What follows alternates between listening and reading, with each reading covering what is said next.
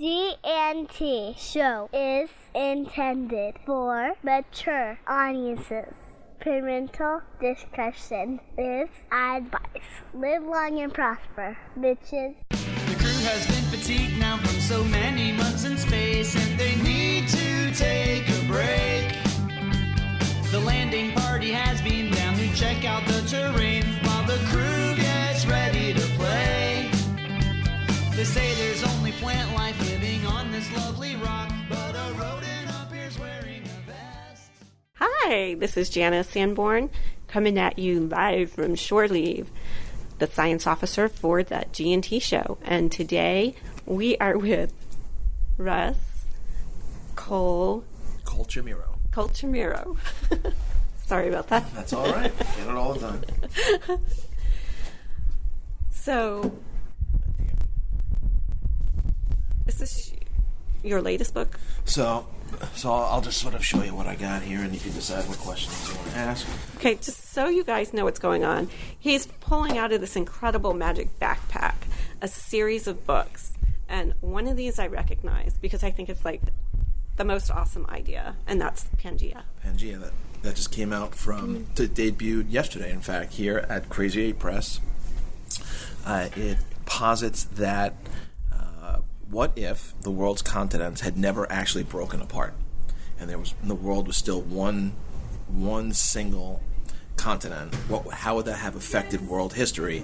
And what we did was we had all the guys from Crazy 8 Press, plus we invited some additional authors to each contribute a short story that would then add up to a much larger epic kind of tale about this world of Pangea.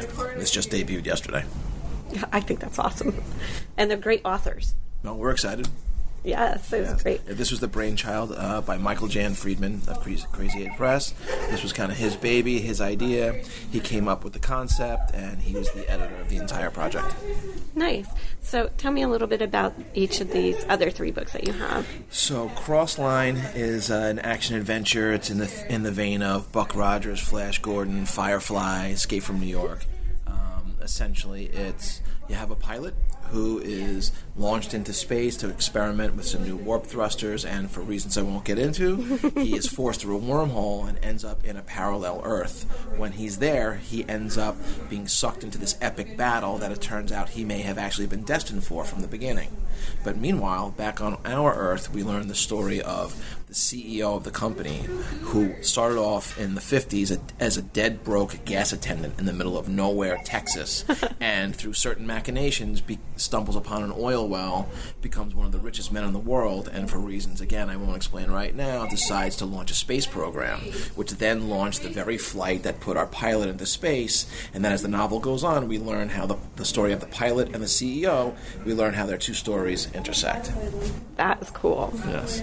And then my other series is, this is sci-fi comedy. This is Finders, Keepers, and Genius de Milo, which is the newest one. It came out just a few months ago. I'm working on the third book in the series right now. They're loosely based on a series of backpacking trips that I took through Europe, New Zealand, and the U.S., set against a quest for a jar that contains the universe's DNA. Oh, wow. So you've got these two knuckleheads who are running around Europe, and their biggest worry is, can I get the hot girl? Can I make my train to Amsterdam? I'm hungover again. Meanwhile, the fate of the universe is hanging in the balance, and they're at the center of it, only they don't know it. But as the reader, you do. So you're in on the joke, and they're not. And then in the second book, in Genius de Milo, the action takes place more in the U.S., where there's sort of this black cloud starting to erode the universe around the Earth, and these guys are sort of outrunning this disaster from happening. And again, once again, now that they're a little bit older, they're a few years later, and again they have to save the universe while meanwhile trying to balance their lives back at home with their wife and their kids and their girlfriends and all that. And the idea is that I like to have the big and the small, where the fact that am I going to be okay with my girlfriend feels equally as important as, is the world going to blow up? That's awesome. So, how did you get into writing? I always wrote from a young age. I dabbled in this and that, some short stories, which were terrible, but I kind of kept at it, and I got a little bit better, and then I was writing some comic books in the 90s with a friend of mine. I became a journalist, so I was always writing. I've been doing this professionally for 26 20-something years, and I was also an English teacher in my former life, so I've always been involved with words and books. And then about 10 years ago, I finally decided I was really prepared. I felt that I had, there's an old saying that you have to write something like 2 million words of garbage copy to get it out of your system before you can start writing the good stuff. And I felt like I'd gotten far enough along, and I was really dedicated to the craft. And since then, I've been pretty much full throttle, and I'm always writing one book after the next. Do you have any particular favorites of the stuff that you've written? It's sort of like, it's like you kids, you can't really pick your favorites. I mean, I like them all for different reasons. I mean, the backpacking trilogy is fun for me because it really gets to, I'm a bit of a philosopher in my private life. I read a lot of philosophy, mythology, religion, history, and I apply those to my novels, but it's sort of more in the background. It informs my decisions, the big questions. Where do we come from? Is the universe a grand design? Is it random? What else is out there? But I never want to be preachy. I like to have a lot of fun with it, and I like to do it in humorous situations. So I love those books for that reason. For Crossline, which is more of a, more action adventure, I wanted to do something that had more of a space thrill to it. And in fact, I'm actually toying around with working on both a prequel and a sequel to that as time goes on, and I've got several other series that I've got in the works that they'll be coming out over the next few years. That's awesome. Yeah. Look forward to that. Yes, I'm excited. So this is it might be a tough question. It might be an easy one for you. Okay. If you can take any character from any of your works and pair them up with a holodeck program, which holodeck program would they be in? Program would they be in? That is... I don't know if I... I should have brought I had all this great... I had this other book I should have brought with me. What holodeck... Okay, so in Genius to Milo is sort of... for lack of better term, he is sort of the universe's gremlin. His job is to sort of disrupt the machinations of the universe. I won't tell you why, because it spoils some of the book, but he causes lots of trouble. He's not malicious, but there's a method to his madness, and because of it, he can be walking around shore leave right now dressed as that guy, or he could be, as he does in this book, he rides around the universe in his comet, lying back, eating cherry licorice, sort of taking in the universe. So he can literally take you anywhere and everywhere throughout the universe, big and small.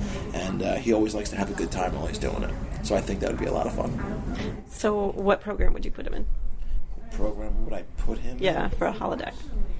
I would put him on the comic tour. I would, think of it in essence as a magic carpet ride. Right. Except that rather than, flying, I mean, you could do it here, but he's literally circling around the universe, exploring every black hole, every supernova, every comet, every nebula, every star, every moon, every sunrise, every sunset, anywhere that exists anywhere across time, space, and dimension. He can literally take you anywhere. So that's where I would plug him in. Awesome. Do you remember your first convention that you sat at as an author?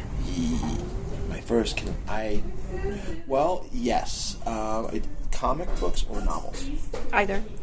My first... I actually started doing some comic books in the 90s, and I went to I think it's now defunct, called SPX, which is a small press expo, which is actually not that far from here. It was in Silver Springs, Maryland. That was really a lot of fun. That was when the indie comic scene was really explosive, and you'd get, I don't remember what the attendance was, probably maybe a few thousand, but you had a lot of energetic fans, a lot of energetic creators, and the layout was really a lot of fun.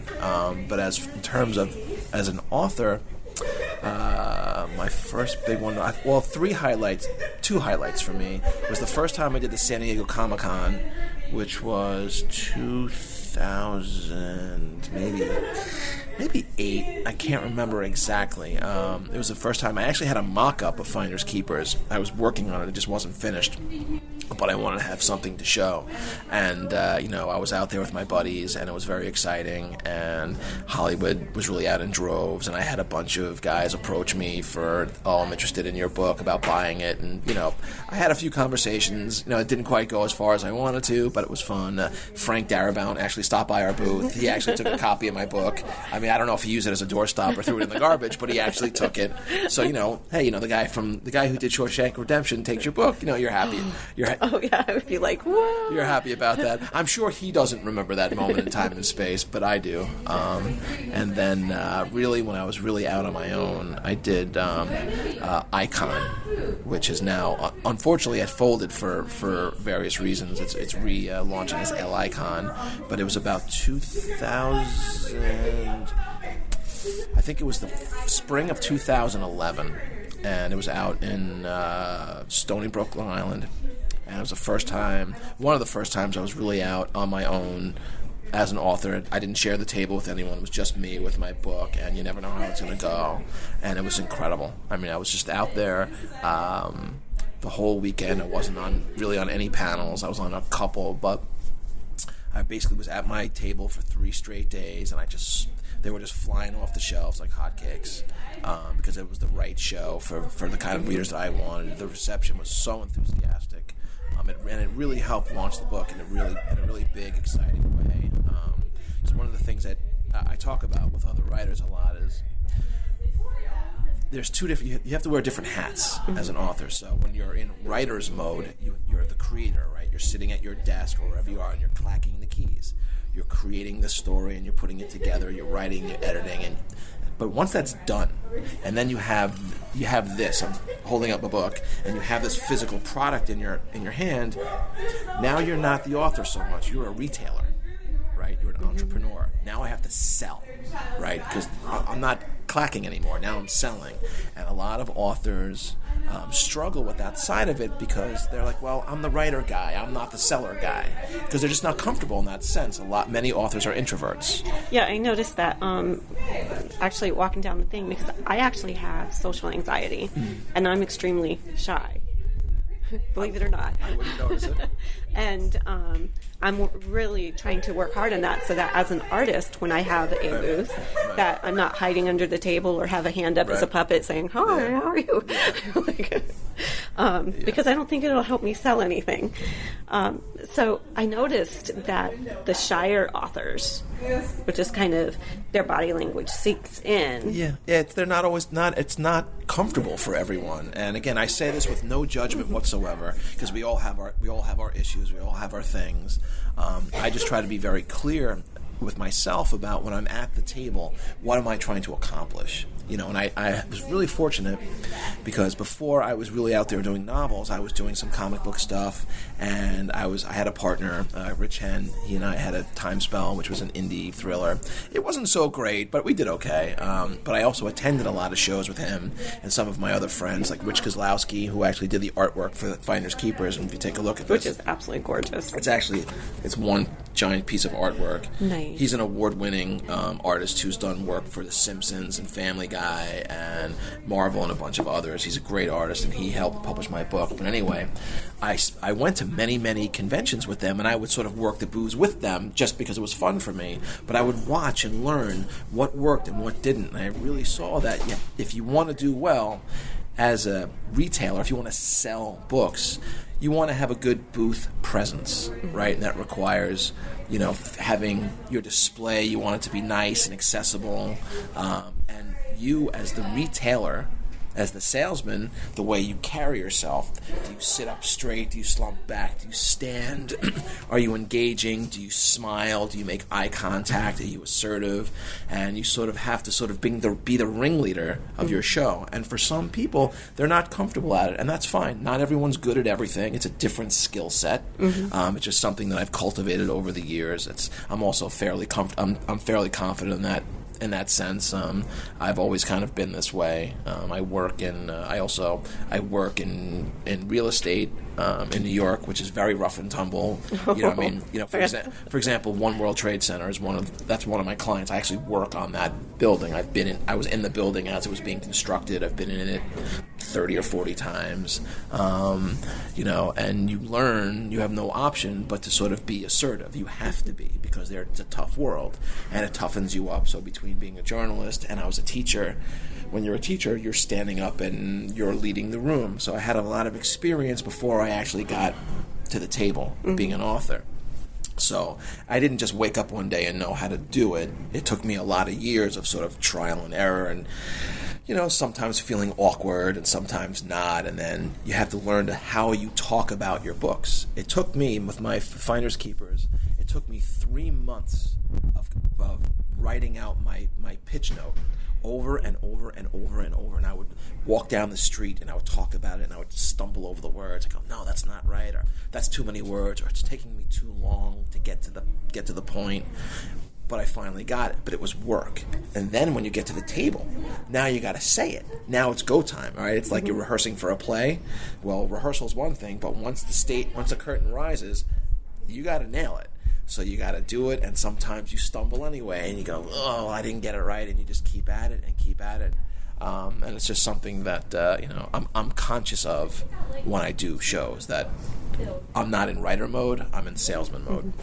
So do you brand yourself in a specific way as an author? Or do you just kind of like, I notice that some authors are just kind of like, here's my website, and everything's kind of scattered, where other authors are, they tighten things in, and you can tell they have a very specific brand, a very specific way of doing things. I talk about, I describe myself as being as a sci-fi author. I specialize in comedy and action adventure.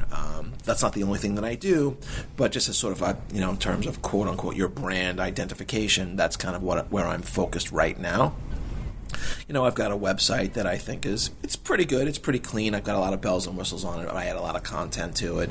I'm on Twitter and Facebook, and I try to be fairly consistent and pretty engaging. I put in the effort. I'm a member of Crazy 8 Press. There's a bunch of us, and we were talking about it today.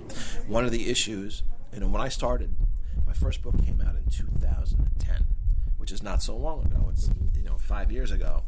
It's not 5 years ago. 5 years ago, ebooks, were just starting to become live. It was maybe 5 or 10% of the market. It was really about hard copies. And as a first novelist, I landed a national distribution contract on my own. I was a first-time author. It rarely happens that way. I was in Barnes & Nobles and about 30 stores across the U.S. Publishers Weekly did a big write-up on me. They did a write-up on me and a Q&A and a profile. And Wattpad was out there at the time, and I got something like about 500,000 reads. And it was very exciting. Since then, the ebook market has completely revolutionized the market. In between 2010 and 2015, there was a window of time and space, which I would say was about 18 months, where the idea of being out there on the internet gave you a real advantage, right? If you were an early adopter, if you were in there first, if you were on Facebook and Twitter and pumping your ebooks, you could kind of slink in there. And you had a lot of authors who were struggling to break through with the big publishing houses. They suddenly had this venue. I can self-publish, or I can be in small groups, and I can really get out there. And I kind of snuck right in there. Then the world exploded. Now, instead of there being 10,000 authors, there's 1 million authors. So the question is, how do you break through the noise? There's just so much stuff in the world if you're a consumer, and you're dying to read something great, but there's so many choices, you don't know what to pick from. How do I get to know you as one author? How do I get to you? How do I find you? How do I even know about you? And the question, it's a good question, and a lot of us still struggle with it. That's why I like to do shows.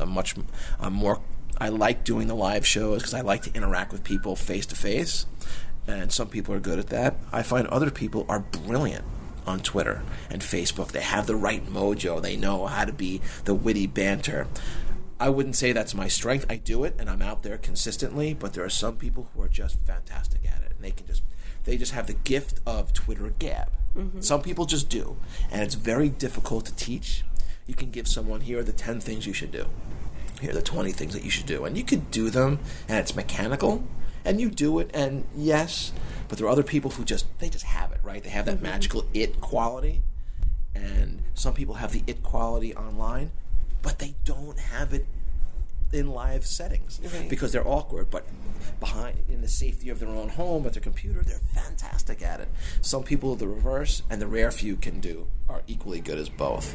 I know I do both. I don't know if I'm equally as good at both or however good I am or I am not, but I try to be engaging. I try to be open, pretty positive, and I try to have a positive, energetic energy to what I do, and I hope that it translates. So I have one last question. Sure. You stated that you are a bit of a philosopher. So to the listeners of the G&T show, what bit of philosophy would you want to share in today's day and age? It's filled with technology and so many different kinds of things going around, lots of noise, lots of distractions. Carl Jung, and for those who aren't familiar, he was a disciple of Sigmund Freud. And, he really became truly like the godfather of what is now sort of like modern psychotherapy and sort of that kind of philosophy. And, the old saying goes, everything happens for a reason. Okay. Well, his sort of expanded idea on it is that in all moments in time and space, you are exactly where you're supposed to be, doing exactly what you were supposed to be doing. And the reason that I know that is because that is what happened. And if something else was meant to have happened, that's what would have happened. So even when we're going through our daily struggles with all the noise that, my life is extremely busy. I work 50 to 60 hours a week. I have a 90-minute commute each way. I have 5-year-old twins, and I do these books. Wow. So you just heard my entire life. There's not a lot of room for other stuff, and it's very easy, I think, to get overwhelmed, to be frustrated, to feel disappointed, or, the sense of, it's not fair, or life is too hard, or, I try and I try and I try, and this didn't, whatever my goal was, I didn't reach my goal, or I had one setback over another. It's to sort of trust that whatever that it is that's happening to you, that there is a method, there's sort of a method to the universe's madness. And even if we can't see it in that moment, it doesn't mean that it's not significant unto itself. We can't always see what the it is. Because if we could, well, our lives would be very, very different, right? So I think a lot of it comes down to trusting that in the end, you really are headed in the right direction, as long as you are participating in the outcome of your life consistently in a positive way. Because any one of us can sit back and just say, well, I'm going to wish for whatever I think, however I define success for myself, whatever that means. We could all sit back and say, I want to be rich, or I want to have a great house, or a great marriage, or great kids, or travel the world, or whatever it is that you want. You very well may get those things. You may not. And the path to getting those things may be complicated. They may be less complicated. I don't know. But until or unless we are taking steps that are positive regularly, the chances of us getting where we want to go are probably not so great. Mm-hmm. But as long as we are sort of, moving forward, trust that you're heading in the right direction. And even if you don't have the thing that you think you want today, it doesn't mean it's not coming tomorrow. And it doesn't mean that something else even better might not follow. Right? There's an old saying that life's what happens when we're busy planning something else. Right? We can have all the plans that we want, but it kind of goes where it goes. Just because you ended up with in one space, like let's just pretend you say, I want to go have a 4-bedroom house in the suburbs, and maybe that was your plan, but you ended up having a 2-bedroom apartment in the city. Is that worse? It's different. Mm-hmm. It doesn't mean it's worse. It means it's what you got. Trust in the fact that it's okay. That all right. Well, the more we fight against what's happened, there's this notion of one of the biggest struggles that I think we as people, and I'm including myself in this, is reconciling the difference between the way we think things ought to be and the way they actually are, right? When we fight against the way they actually are, that's what causes our own anxiety and stress and frustration. And I get that way sometimes too. I really wanted this and it didn't happen, or this stinks, or I went on vacation and it's raining. This is ridiculous. I spent a whole year saving my money so I can go to the beach and it rained. Well, you know what? You chose to go to the beach and you knew you were rolling the dice. Let that be okay. Let a rainy day be okay, right? Let a snowstorm be okay. Let getting a blue car versus a red car be okay, or whatever it is. Events unto themselves are neither positive or negative. They just kind of are. Mm-hmm. If we decide that that happens is bad, then we're gonna feel kind of lousy about it. But we could take the same scenario and say, hey, this is what it is. I'm gonna find a way to put a happy face on it. I know it's very easy to sit here and talk about this is a way to be. It's easier said than done, and believe me, I have plenty of moments where I'm raging against the machine. But the more I find that I'm able to just say, okay, you know what? This is how it actually is. Where can I go from here? A lot of my anxiety tends to fold away. So it'd be similar to what I'm doing with the social anxiety thing. So I specifically pick one step at a time to work on, to do something with. But I never plan the outcome of that step. Right. I don't have an expectation for the outcome of that step. The important fact is that I'm taking a step. Right. And so any kind of thing that you're doing in life, you could apply that to. Right. We can never control the outcome, because if we could, we would. We would just always get what we wanted. I'll leave you on one final story. I was thinking about this the other day. This is about 15 years ago. I was working in Manhattan on the west side. I worked on 44th Street between 10th and 11th Avenue. And I was working in a publishing company. And I had one of those days, just anything that could have possibly gone wrong did. And I was just miserable. I was hating life. And I had all the justifications in the world to be upset. And I walked home, because I lived on West 84th Street. So I would walk home sometimes. It was about 45 minutes, and I really needed to do something with all that angst I had with the day.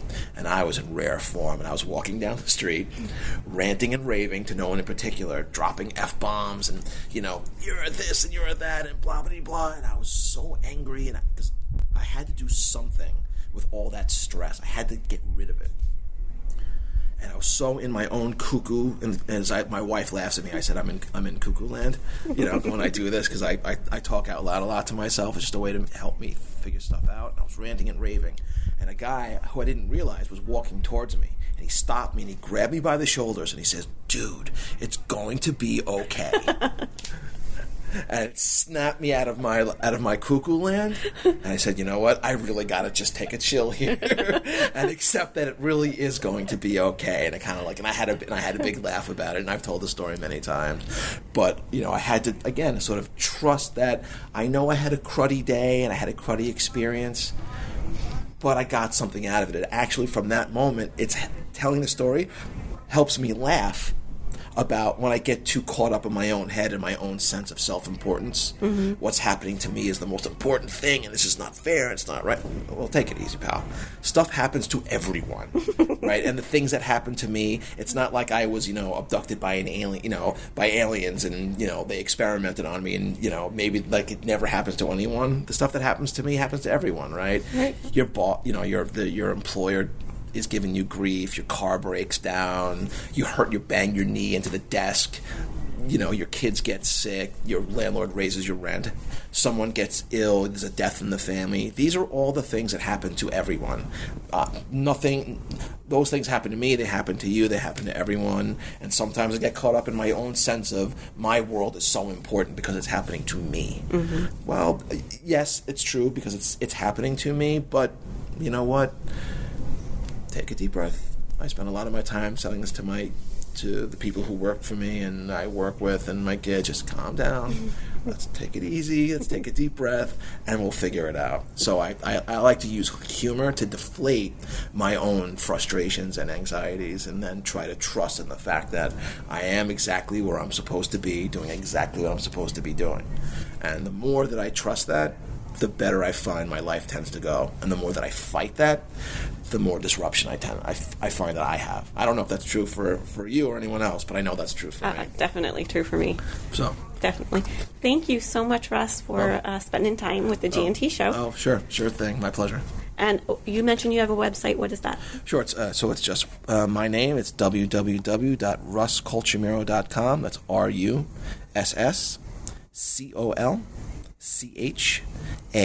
like Michael, IRO.com. And you can find me on Twitter. I'm Author Dude Russ.